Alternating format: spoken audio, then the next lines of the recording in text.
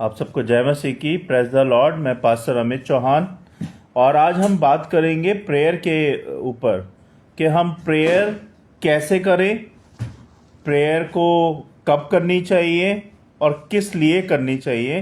तो आज हम प्रेयर के लिए बात करेंगे, है ना।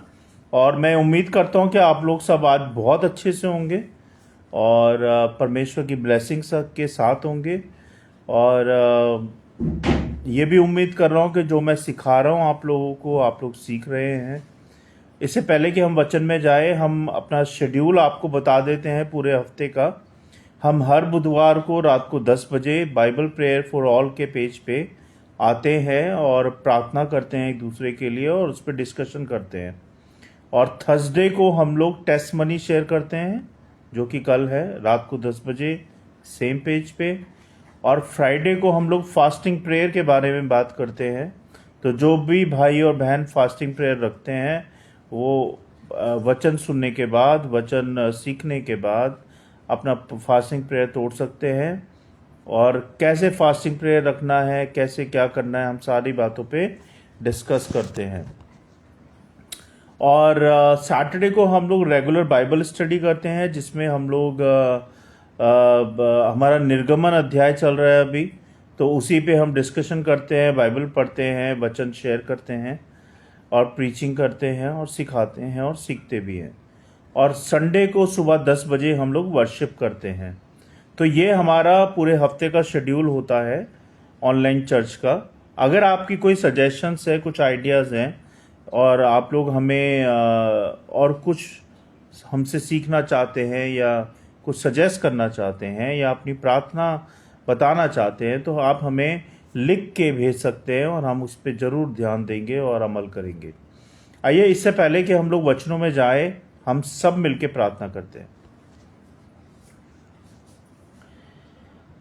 सर्वशक्तिमान हमारे अनुग्रहकारी पिता, राजाओं के राजा, प्रभु यीशु, हम धन्यवाद देते हैं पूरे दिन के लिए कि पूरे दिन आपने हमें संभाला, सुरक्षित रखा, जाने आने में सुरक्षा दी, हमें सुरक्षित लेके गए, सुरक्षित लेके आए और खाने पीने को दिया। प्रभु, हमारे कामकाज में आशीष बरकत दी, हमारे बच्चों को, परिवारों को संभाला। हम धन्यवाद देते हैं प्रभु जी, हम धन्यवाद देते हैं प्रभु हर एक बात के लिए, हर एक आशीष के लिए। और विनती प्रार्थना करते हैं प्रभु इस समय के लिए कि इस समय में जब हम आपके वचन को खोलते हैं, पढ़ते हैं, सुनते हैं, तो हमें सीखने में सहायता मदद करें प्रभु। हमें बुद्धि समझ ज्ञान दें कि हम आपके वचन के भेदों को समझ पाएँ, आपकी बातों को समझ पाएँ और उनको उस पर हम चलने वाले बने प्रभु, हम अपने जीवन में लागू कर पाएँ। परमेश्वर, हम सबके ध्यान को, हमारे मन को अपनी ओर लगाएं, अपने वचन की ओर लगाएं और शैतान की देखी अनदेखी शैतानी शक्तियों से हम सबको बचाएं प्रभु।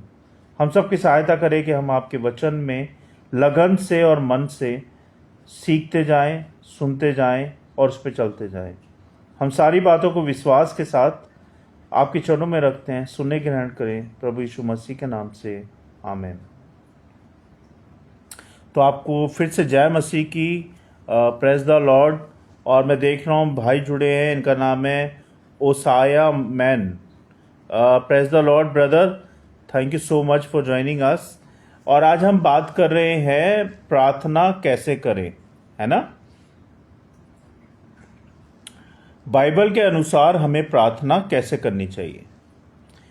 बाइबल हमें सिखाती है कि प्रार्थना सिर्फ शब्दों से या शब्दों के उच्चारण से नहीं होती, बल्कि परमेश्वर से आत्मिक संवाद यानी कि स्पिरिचुअल कम्युनिकेशन से होती है। जब आप परमेश्वर से 1 to 1 बात करते हो अकेले में प्रार्थना के द्वारा, तो उसे हम प्रार्थना कहते हैं। हृदय से और विश्वास के साथ जो प्रार्थना होती है उसे हम प्रार्थना कहते हैं। मत्ती 21 अध्याय 22 पद में लिखा है, अगर आपके पास बाइबल है तो निकाल सकते हैं और अगर नहीं है तो आप मुझे सुन लीजिए। मत्ती 21 अध्याय 22 पद में लिखा है इस तरह से, यीशु ने कहा, और जो कुछ तुम प्रार्थना में मांगोगे यदि विश्वास करोगे तो तुम्हें मिलेगा। जब तुम प्रार्थना करते हो किसी भी बात के लिए, किसी भी चीज के लिए, किसी भी सदस्य के लिए, तो उसमें आपका विश्वास होना चाहिए, सच्चा विश्वास, सच्चा हृदय। तो जो भी तुम मांगोगे तुम्हें मिलेगा, और वो यीशु मसीह आपको देंगे। और ये सच्चाई है, झूठी बात नहीं है ये। प्रभु कहते हैं कि जो भी तुम विश्वास से मांगोगे, तुम्हें प्रार्थना में मांगोगे विश्वास से, सच्चे हृदय से, तुम्हें मिलेगा। प्रार्थना करते समय विश्वास होना चाहिए कि जो मैं प्रार्थना कर रहा हूं या मैं जो भी प्रार्थना कर रही हूं, परमेश्वर हमारी उस प्रार्थना को सुनता है। ये तुम्हारा विश्वास होना चाहिए, सच्चा हृदय से प्रार्थना निकलनी चाहिए। तो जो भी तुम प्रार्थना में मांगोगे वो तुम्हें परमेश्वर पिता देंगे, ये मेरा विश्वास है ना। तो जब भी आप प्रार्थना करते हो, सच्चे विश्वास से, सच्चे हृदय से करो, और परमेश्वर आपकी सुनेंगे और आपको जरूर आशीष देंगे। प्रार्थना में विनम्रता और सच्चाई होनी चाहिए, है ना। परमेश्वर, याकूब 4:6 में लिखा है, परमेश्वर घमंडियों का विरोध करते हैं, जो घमंड में रहते हैं, जो कहते हैं मैं ही हूं, बाकी सब पानी कम है ना। जो घमंड में रहते हैं, परमेश्वर उनका विरोध करते हैं, यानी कि उनको पसंद नहीं करते। परंतु दीनों को यानी कि जो विनम्र और दीन होते हैं, उन पे परमेश्वर अपना अनुग्रह करते हैं। क्यों करते हैं परमेश्वर उन पे अपना अनुग्रह? क्योंकि वो दीन रहते हैं, वो आज्ञाकारिता में चलते हैं, विश्वास करते हैं परमेश्वर पर, वो परमेश्वर के सहारे रहते हैं। वो ये नहीं कहते कि मैं हूं, बाकी सब पानी कम है। घमंड में नहीं रहते कि मेरे पास इतना पैसा है, मेरे पास गाड़ी है, मेरे पास ज़मीन है, मेरे पास सोना है, मेरे पास धन दौलत है। ये जो घमंड होता है ना, हमें खा जाता है। घमंड कभी भी किसी आदमी को ज़्यादा दिन पनपने नहीं देता, क्योंकि वो परमेश्वर, अपने आप को परमेश्वर समझने लगता है। वो कहता है मैं ही हूँ, बस मेरे आगे सब बेकार है। तो ये जो घमंड है, हमें ये परमेश्वर से हमें दूर कर देता है। तो हमें किसी बात का घमंड नहीं करना है। क्यों प्रियो? क्योंकि हमारा जो ये जीवन है ना, ये जीवन कुछ ही पल का है इस ज़मीन के ऊपर, है ना। ये जो हमारा जीवन की यात्रा है, कुछ ही समय की है। उसके बाद हमारा जो शरीर है वो कब्र में चला जाएगा, और हमारी आत्मा है वो परमात्मा के पास चली जाएगी। सही बात है कि नहीं है? तो घमंड किस चीज़ पे करना? ना धन दौलत यहाँ रह जाएगी, ये शरीर ज़मीन पे रह जाएगा, ये आपका पैसा यहीं रह जाएगा, आपकी गाड़ी यहीं रह जाएगी, आपका घर यहीं रह जाएगा। क्या लेके जाओगे आप? नंगे आए थे और नंगे जाना है। यहाँ तक कि आपका शरीर भी आपके साथ नहीं जाता है, वो भी कब्र के अंदर दबा दिया जाता है। तो घमंड हमें किसी बात का भी नहीं करना चाहिए, ना एजुकेशन का, ना ही किसी पैसे का, ना धन दौलत का, ना किसी और बात का। ठीक है? तो हमेशा विनम्र और दीन रहना चाहिए।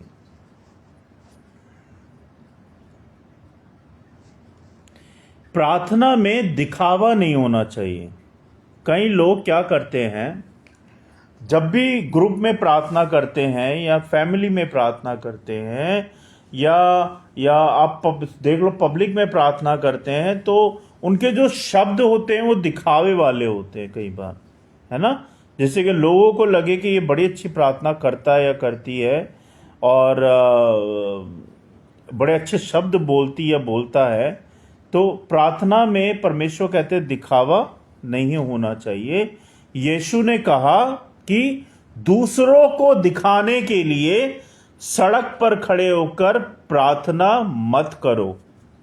हम लोग कई बार ये गलती कर जाते हैं, विश्वासी लोग, कि हम लोग दूसरों को दिखाने के लिए सड़क पर खड़े होकर प्रार्थना करने लगते हैं।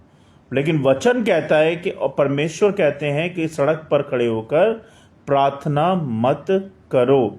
मत्ती 6:5-6 में लिखा है ये, प्रार्थना में दिखावा नहीं होना चाहिए। और यीशु ने कहा कि दूसरों को दिखाने के लिए सड़क पर खड़े होकर मत प्रार्थना करो। आप ये वचन पढ़ लीजिएगा। पवित्र आत्मा की सहायता से इसी प्रकार रोमियो 8 अध्याय 26 पद में लिखा है, इसी प्रकार आत्मा भी हमारी दुर्बलता में सहायता करता है। आत्मा आप ही ऐसी आहें भर भर कर हमारे लिए विनती करता है जो बयान से बाहर है। अब इसका क्या मतलब हुआ? इसका मतलब ये हुआ, सच्ची प्रार्थना में पवित्र आत्मा हमारा मार्गदर्शन करती है। जब हम सच्ची प्रार्थना करते हैं, सच्चे दिल से प्रार्थना करते हैं, तो जो पवित्र आत्मा होती है, होली सोल हमारा मार्गदर्शन करती है, हमें मार्ग दिखाती है ना। प्रभु की इच्छा के अनुसार चलना। मत्ती 26 अध्याय 39 पद में लिखा है इस तरह से, यीशु ने भी कहा, हे मेरे पिता, यदि यह हो सके तो यह कटोरा मुझसे टल जाए, तो भी जैसा मैं चाहता हूं वैसा नहीं हो, परंतु जैसा तू चाहता है पिता वैसा ही हो। तो यहाँ पे परमेश्वर पिता यीशु मसीह जी जब प्रार्थना कर रहे थे क्रूसिफाइड होने से पहले, पकड़े जाने से पहले, तो वो ये कह रहे थे अपने पिता से कि हे पिता, यदि ये हो सके तो ये कटोरा टल जाए, तो भी तेरी इच्छा पूरी हो, ना कि मेरी इच्छा, है ना। वो इतने अपने पिता का आदर करते थे कि अपने पिता की हर बात को मानते थे वो, और जो पिता ने बोल दिया वो उनके लिए सर्वप्रिय है और सर्वोत्तम है और सबसे पहले है। लेकिन आजकल के बच्चे ऐसा करते हैं क्या? क्या हम लोग अपने पिता परमेश्वर की सुनते हैं क्या? नहीं। जैसे यीशु मसीह सुनते थे अपने पिता की, क्या हम अपने पिता की सुनते हैं क्या? नहीं सुनते ना। हम इग्नोर कर देते हैं पेरेंट्स की बातों को। कई बार जो पेरेंट्स है वो इग्नोर कर देते हैं पिता परमेश्वर की बातों को। तो हमें परमेश्वर पिता के बेटे ने, यीशु मसीह ने हमें एग्जाम्पल सेट करके दिखाया कि परमेश्वर पिता ने उनको भेजा इस धरती पे हमारे उद्धार के लिए, हमारे पापों के उद्धार के लिए। और जब ये घड़ी आई कि उनको क्रूसीफाइड होना है, पकड़ा जाना है, तो वो उस वक्त प्रार्थना कर रहे हैं और उसमें भी विनती कर रहे हैं वो अपने पिता से कि हे पिता, तूने जो जिस काम के लिए मुझे भेजा है वो टल जाए, लेकिन उसमें भी तेरी इच्छा पूरी हो, ना कि मेरी इच्छा। तो आजकल पेरेंट्स अगर कुछ अपने बच्चों को बोल देते हैं, निर्देश दे देते हैं या इंस्ट्रक्शन दे देते हैं कि बेटा तूने ये करना और ये नहीं करना, तो आजकल के बच्चे सुनते नहीं हैं और जवान चलाते हैं, है ना। तो बहुत कम बच्चे होते हैं जो अपने पिता का या अपनी माँ का कहना मानते हैं और उनके कहे अनुसार चलते हैं। और ऐसे ही पेरेंट्स बहुत कम होते हैं जो पिता परमेश्वर की बातों को 100% मानते हैं। 50-50 रहता है, 50% मानते हो, 50% नहीं मानते। 50% वो अपने मन की ही करते हैं जो उन्हें करना है। तो ये हमें 50-50 नहीं करना है, क्योंकि ये केबीसी नहीं है। हमें ये पिता परमेश्वर हैं और पिता परमेश्वर सब कुछ हमारे मन को जानते हैं। तो हमें 100% उनको देना है, 100% उनका कहना मानना है और जीवन में लागू करना है, उनके कहे अनुसार चलना है, तभी आप परमेश्वर की आशीषें ले पाओगे। अब इस वचन का क्या मतलब है जो हमने अभी पढ़ा, मत्ती 26 अध्याय 39 पद? इसका मतलब ये हुआ, हमारी प्रार्थना परमेश्वर की इच्छा के अधीन होनी चाहिए। समझे आप? जो परमेश्वर चाहता है उसके अधीन हमारी प्रार्थना होनी चाहिए। ये नहीं कि हमने अनसंट मांग लिया, जो मर्जी बोल दिया प्रार्थना में, ऐसा नहीं होना चाहिए। यहाँ पे हमें सिखाना चाह रहे हैं कि हमारी प्रार्थना परमेश्वर की इच्छा के अधीन होनी चाहिए, जो कि परमेश्वर पिता हमसे कहते हैं। अब हमें प्रार्थना कब करनी चाहिए, हम उस पर बात करेंगे, है ना। बाइबल हमें सिखाती है कि प्रार्थना का कोई निश्चित समय नहीं होता, बल्कि जीवन की हर परिस्थिति में हमें प्रार्थना करनी चाहिए, चाहे वो सुबह हो, दोपहर हो, शाम हो, रात हो, कोई भी पल हो, जब आपका मन करे पिता परमेश्वर से प्रार्थना का, आप प्रार्थना कर सकते हैं। कोई पाबंदी नहीं है, कोई टाइमिंग नहीं है। कभी भी आप पिता परमेश्वर से प्रार्थना कर सकते हैं, लगातार कर सकते हैं। जब आपको ठीक लगे, समय मिले, प्रार्थना आप कर सकते हो। एक क्या है, थिस्सलुनीकियों 5:17 में लिखा है, निरंतर प्रार्थना करते रहो, यानी कि रेगुलर प्रार्थना करते रहो। इसका मतलब ये हुआ कि हर परिस्थिति में, हर समय प्रार्थना करते रहो, चाहे दुख हो चाहे सुख हो, प्रार्थना करते रहो। सुबह हो या शाम हो, दाऊद ने कहा, भजन संहिता 5:3 में लिखा है, दाऊद ने कहा, हे यहोवा, सुबह ही तू मेरी वाणी सुनेगा, मैं सुबह ही तेरे लिए प्रार्थना करूंगा। भजन संहिता 5:3 में लिखा है। इस पद का मतलब ये हुआ, दानियल दिन में 3 बार प्रार्थना करता था। दानियल 6:10 में लिखा है कि वो 3 बार प्रार्थना करता था पूरे दिन के अंदर, सुबह, दोपहर और शाम। चाहे कितनी भी कठिनाई हो, चाहे कितना भी संकट हो, मगर प्रार्थना नहीं छोड़नी है, प्रार्थना करते रहना है। याकूब 5:13 में लिखा है, क्या तुम में से कोई कष्ट पा रहा है, वह प्रार्थना करे।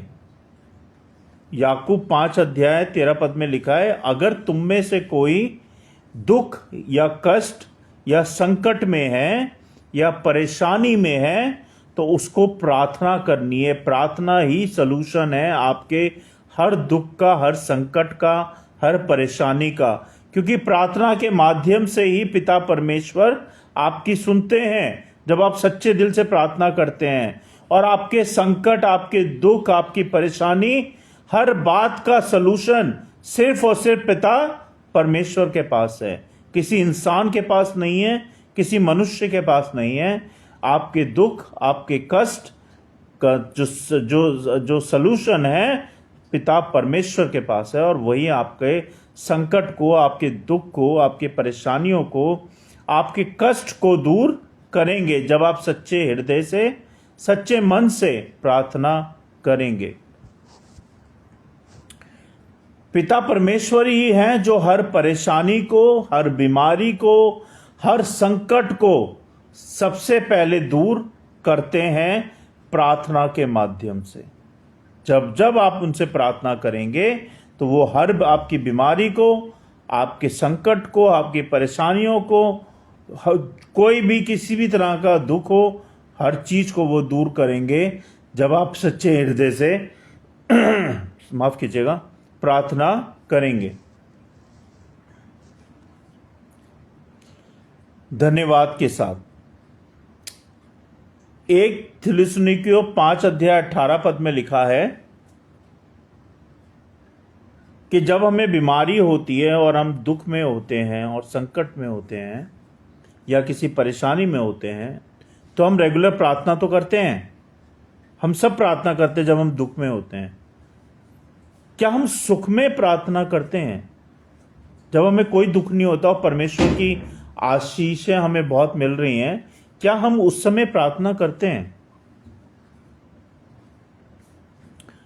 तो जब हमें सब कुछ मिल जाता है परमेश्वर से, हमारे घर परिवार में सब कुछ ठीक चल रहा है, हम अच्छे से घी में रोटी खा रहे हैं, हमारे बच्चे सुखी हैं, हमारे पास गाड़ी है, धन दौलत है, सोना है, बैंक बैलेंस है, बच्चे अच्छे पढ़ रहे हैं, बच्चे काम कर रहे हैं, मतलब हर सुख सुविधा है हमारे घर में, तब क्या हम परमेश्वर को धन्यवाद देते हैं? क्या हमने कभी धन्यवाद परमेश्वर को दिया है? क्या हमने कभी भी सोचा है कि जो भी कुछ हमारे पास है या दिया है, वो परमेश्वर पिता ने हमें दिया? ये सुख, ये शांति, ये पैसा, ये बच्चे, ये परिवार, ये सब कुछ, क्या हमने कभी धन्यवाद दिया है सच्चे दिल से?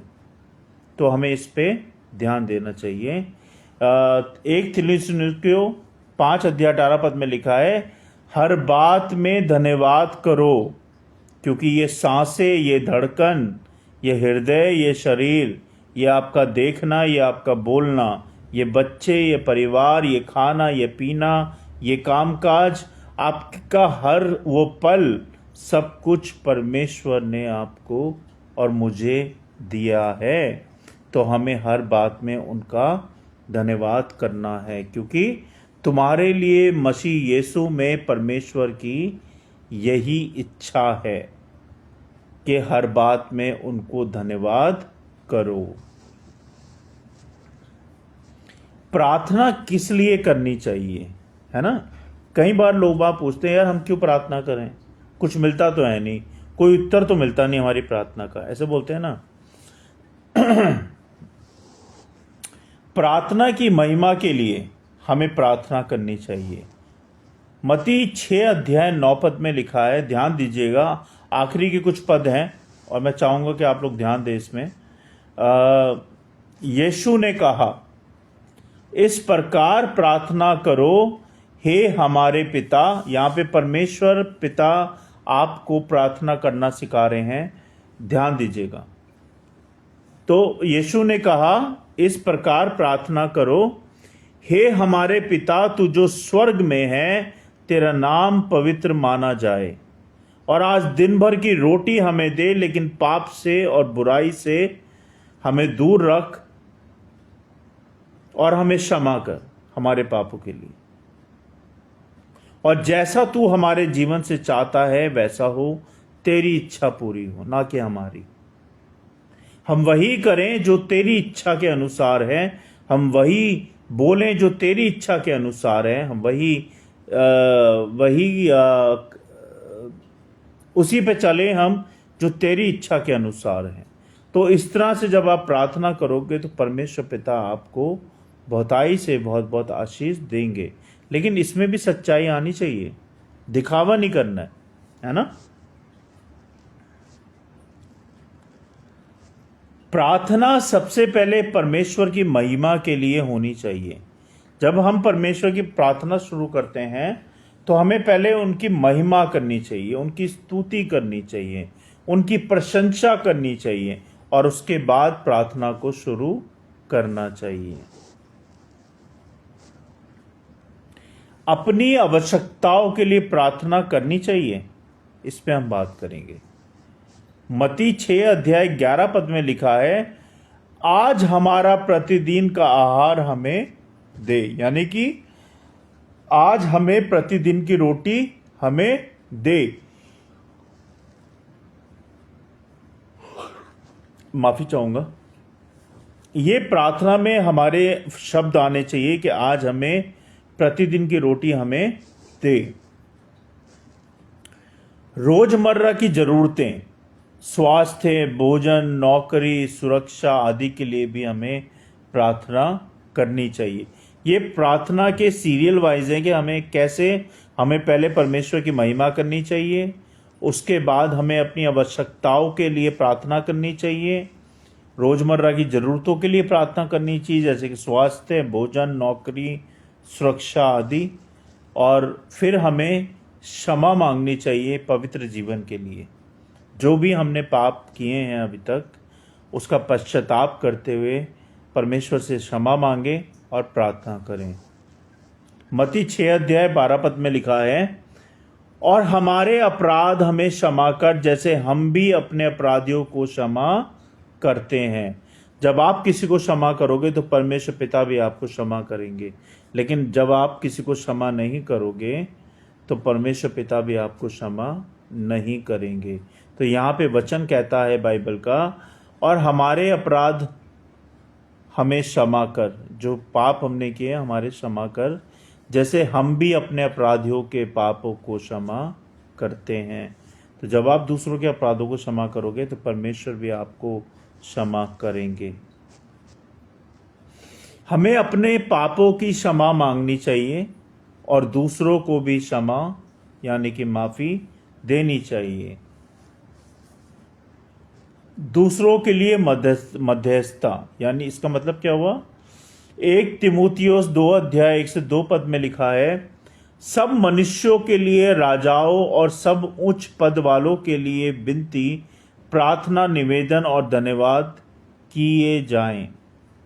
इसका वचन का मतलब ये हुआ, हमें परिवार, कलीसिया, राष्ट्र और नेताओं के लिए भी प्रार्थना करनी चाहिए।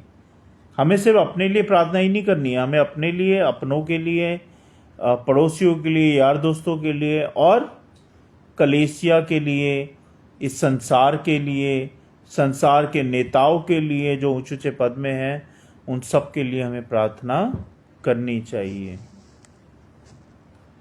हमें आत्मिक वृद्धि के लिए भी प्रार्थना करनी चाहिए, जैसे कि बुद्धि, आत्मा में सामर्थ्य, पवित्र आत्मा का मार्गदर्शन और परमेश्वर के वचन की समझ, इन सब के लिए भी हमें प्रार्थना करनी चाहिए। बाइबल के अनुसार प्रार्थना जीवन का श्वास है, यानी कि सांस है। हमारा जो जीवन है ना, इसकी जो सांस है वो है प्रार्थना। अगर आप एक दिन प्रार्थना नहीं करो, 2 दिन प्रार्थना करो, मन विचलित हो जाता है, ऐसा लगता है जीवन में से कुछ छूट गया, कुछ रह गया हमारे जीवन से, है ना। तो हमारे जो जीवन की यात्रा चल रही है उसमें रेगुलर प्रार्थना करना बहुत ज़रूरी है, क्योंकि वो हमारे जीवन की सांस है। उसके बिना हम प्रार्थना नहीं कर सकते, हम जी नहीं सकते। अब कैसे करें प्रार्थना, है ना। हमें प्रार्थना करनी है विश्वास के साथ, विनम्रता के साथ, आत्मा में, और परमेश्वर की इच्छा के अनुसार हमें प्रार्थना करनी है। और प्रार्थना कब करें? हर समय, सुबह शाम, संकट में हो और धन्यवाद के साथ हमें प्रार्थना करनी चाहिए। किस लिए प्रार्थना करें, है ना। हम किस लिए प्रार्थना करें? हम इसलिए प्रार्थना करें कि परमेश्वर की महिमा हो प्रार्थना के द्वारा, अपनी आवश्यकताओं के लिए प्रार्थना करें हम, और क्षमा और दूसरों और आत्मिक वृद्धि के लिए हमें प्रार्थना करनी चाहिए। जब हम बाइबल के अनुसार प्रार्थना करते हैं, ध्यान दीजिएगा, ये अंतिम शब्द हैं इस पूरे वचन के, जब हम बाइबल के अनुसार प्रार्थना करते हैं तब हमारा संबंध परमेश्वर से गहरा होता है, हमें शांति मिलती है और परमेश्वर हमारे जीवन में अपनी योजनाओं को पूरी करते हैं इन प्रार्थनाओं के द्वारा, है ना। उम्मीद करता हूँ कि आपने आज के वचनों से, आज के बाइबल प्रार्थना के वचनों से सीखा होगा। यही उम्मीद रहती है कि मैं आपको ठीक से सिखा पाऊँ और आप लोग सीख पाएँ। परमेश्वर के वचन को पढ़े जाने और सुने जाने पर आशीष दें, और उम्मीद करता हूँ कि आप लोगों ने बहुत बहुत ब्लेसिंग्स आज इन वचनों से पाई होगी। आइए हम सब मिलके प्रार्थना करते हैं। सर्वशक्तिमान हमारे अनुग्रहकारी पिता, हे पिता परमेश्वर, राजाओं के राजा, प्रभु के प्रभु, सर्वशक्तिमान, हम धन्यवाद देते हैं। हम धन्यवाद देते हैं प्रभु हर एक बात के लिए, हर एक आशीष के लिए, अभी तक संभालने के लिए, हर बात के लिए आपकी स्तुति हो, आपकी महिमा हो, आपकी प्रशंसा हो, क्योंकि आप महान हैं, आप सर्वशक्तिमान हैं, आप ही सत्य हैं, आप ही मार्ग और आप ही जीवन है। आप मेरे पापों के लिए मारे गए, गाड़े गए और तीसरे दिन जीवित हो गए। आप सच्चे खुदा हैं, आप जैसा ना था, ना होगा, ना है प्रभु जी। हम धन्यवाद देते हैं प्रभु आज के वचनों के लिए कि आपने हमें प्रार्थना के मतलब समझाए, हमें प्रार्थना कब करनी चाहिए, कैसे करनी चाहिए और क्यों करनी चाहिए, इसके आपने हमें मतलब समझाए, अपनी बातें बताई, इसके लिए बहुत बहुत धन्यवाद प्रभु जी। होने दे प्रभु कि हम जब भी प्रार्थना करें सच्चे हृदय से करें, दिखावे की प्रार्थना ना हो, हमारे दिखावे के शब्द ना हो प्रभु, जो भी निकले हमारे सच्चे हृदय से निकले, क्योंकि हमारे हृदयों को, हमारे मन को आप जानते हैं। हम क्या झूठ बोल रहे हैं और हम क्या सच बोल रहे हैं, आप सब जानते हैं प्रभु जी। हमारी सहायता करें प्रभु कि हम दिन प्रतिदिन आपके वचन में बढ़ते जाएं, आप में बढ़ते जाएं, और हमारे जीवन में सिर्फ और सिर्फ आपकी इच्छा पूरी हो।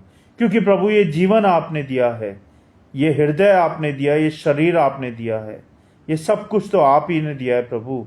ना कुछ लेके आए थे, ना कुछ लेके जाना है, जो भी कुछ है यहीं रह जाना है। इसके लिए धन्यवाद प्रभु कि आपने ये शरीर में सांसें दी हैं, ये धड़कन दी है प्रभु, परिवार दिया है, बच्चे दिए हैं, संगति दी है प्रभु, कामकाज दिए हैं, आशीष बरकतें दी हैं प्रभु जी। जो दिया है प्रभु हम उसमें खुश हैं प्रभु। हम धन्यवाद देते हैं परमेश्वर, हम धन्यवाद देते हैं प्रभु हर एक बात के लिए, हर एक आशीष के लिए, और अभी तक हमें संभालने के लिए। हम इनकी प्रार्थना करते हैं प्रभु इस वचन की रखवाली करें, करोड़ों गुना फैले इस वीडियो के द्वारा, और होने दे प्रभु कि ये वचन उन तक भी पहुंच पाए जिन्होंने आज तक आपको नहीं जाना, जिन्होंने आज तक आपके वचन को नहीं सुना प्रभु, ये वीडियो उन तक पहुंच पाए प्रभु जी। हम सब की सहायता करें प्रभु, और जो लोग सुन रहे हैं, देख रहे हैं प्रभु, उन सबको भी ब्लेस करें, उन सब की भी रक्षा करें, उन सबके परिवारों को, परिवार के बच्चों को, उनके घर को, हर एक बात को संभालें प्रभु जी। हम इनकी प्रार्थना करते हैं प्रभु जी हमारे बच्चे के लिए, जब वो हॉस्पिटल से घर आ चुका है प्रभु, तो उसको रिकवरी करने में सहायता मदद करें। जो भी वो दवाई गोली खा रहा है प्रभु, उसको असर दिखाएं परमेश्वर, कि वो जल्द से जल्द इस ब्रेन हैमरेज से निकल पाए और ठीक होने पाए प्रभु जी। उसके माता पिता की भी रक्षा करें प्रभु, और सहायता मदद करें उसके पालन पोषण में। हम इनकी प्रार्थना करते हैं प्रभु हमारे परिवारों के लिए, हमारे परिवारों के बच्चों के लिए, कि सबको सुरक्षित रख रहे, सबको अच्छा स्वास्थ्य दें, अच्छी पढ़ाई लिखाई दें, उनके फ्यूचर में सहायता मदद करें प्रभु जी। हम धन्यवाद देते हैं प्रभु हर एक बात के लिए, हर एक आशीष के लिए, हर बात से हमें संभालने के लिए। हम विश्वास के साथ ये विनती प्रार्थना और सारी बातों को, इन वचनों को, और हम सबको आपके चरणों में रखते हैं। सुने ग्रहण करें प्रभु यीशु मसीह के नाम से, आमीन। सबको जय मसीह की। गॉड ब्लेस यू ऑल, और थैंक यू सो मच कि आप लोग जुड़े हमारे साथ। हमारा यही मोटिव रहता है कि हम बाइबल से आप लोगों को वचन सिखा पाएँ और आपको वचन बता पाएँ। आप सबसे यही दरख्वास्त है और रिक्वेस्ट है कि इस वीडियो को ज़्यादा से ज़्यादा लोगों तक शेयर करें, जिससे कि परमेश्वर का वचन लोगों में पहुंच पाए, वो सुन पाएँ, समझ पाएँ परमेश्वर को, कि परमेश्वर उनसे क्या चाहते हैं। हम कल फिर मिलेंगे टेस्टमनी के साथ। अगर आपकी कोई प्रेयर है तो आप मुझे लिख के भेज सकते हैं, हम आपके लिए प्रार्थना करेंगे रेगुलरली। तब तक के लिए good night, praise the Lord, जय मसीह की। Thank you so much, praise the Lord, thank you.